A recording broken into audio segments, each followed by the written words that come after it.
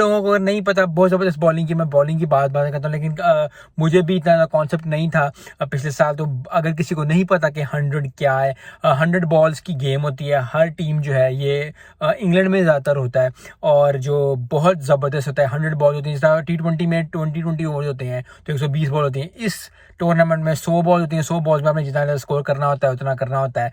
और I think exciting एक है और इंग्लैंड के लोग बहुत ज़्यादा उसको पसंद करते हैं। काफ़ी ज़्यादा जो है गहमा गहमी होती है। तो मैंने कहा मैं पहली वीडियो बनाता हूँ उस पर, ज़बरदस्त करता हूँ बात। आई थिंक बॉलिंग चमकी, अगर आपने नहीं देखा जाके ज़रूर जाके देखें, बहुत ज़बरदस्त है। और आमिर ने बॉलिंग की, मोहम्मद आमिर की बात कर रहा हूँ, जो पाकिस्तान के मोहम्मद आमिर, उन्होंने बॉलिंग की, 2 विकेटें ली। साकिब ने जो इंग्लैंड के हैं उन्होंने 2 विकेटें ली। जैम्पा ने 3 विकेटें ली। तो बहुत ज़बरदस्त बॉलिंग करके जो है वो आउट कर लिया था और फिर ईजिली चेस करके 31 गेंदों से जीत गए। तो बहुत अच्छी एक कन्विंसिंग विन होती है। और